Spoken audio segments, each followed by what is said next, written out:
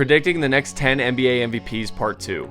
For the 2029-2030 MVP, I have Anthony Edwards. I don't know if this comes with him being on the Timberwolves or not, but at this point in his career, at age 29 and in his 10th season, I think Ant wins the award. Ant feels like a player that's destined to win the highest individual award in the NBA, and whatever team he's on, whether that's the Timberwolves or someone else, he's going to lead them far, putting up insane numbers. I think at this point in his career, I think he's going to be in the top 3 in the voting in the seasons that I gave Luka and Wemby the MVP awards, so he'll be knocking on the door and he'll at least get one MVP in his career. For the 2030-2031 MVP, I have Paolo Banchero winning his first MVP. Again, sort of like Ant, I don't know which team he's going to be on, but if he stays with the Magic, I think they're going to be one of the best teams in the next 10 years in the Eastern Conference. And that's largely going to be because of Banchero. Paolo will be 29 at this point, and in his 9th season of his NBA career, he's going to be crowned the NBA's best in 2031. We're going to see a dominant, more complete player with a reliable three-point shot. Now for the 2031-32 MVP, I have Victor Wembanyama winning his 3rd MVP award. Wemby is on the path of being an all-time great already, and I think that he's going to be the next person to join the 3-time MVP club. This will be his 3rd MVP at just the age of 28.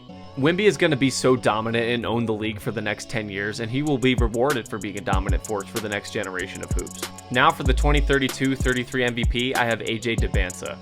Dybantsa, who's still in high school currently, isn't even committed to a school yet, but he's the #1 recruit in the country according to ESPN. I predict that Dybantsa will go #1 overall in the 2026 draft, even over a guy like Cameron Boozer, who's going to Duke. And by 2033, he will be 26 years old and in the 7th season of his career. This is a complete shot in the dark and a major projection, but I think he's legit. And I think we're going to see him rise to be one of the best players in the NBA in about 10 years from now. And finally, for the 2033-34 MVP, I have Ace Bailey. Currently, Bailey is a freshman at Rutgers University, but I think he's going to be one of the best players in about 10 years. Bailey's going to be 28 in 2034 and in his 8th season of his NBA career.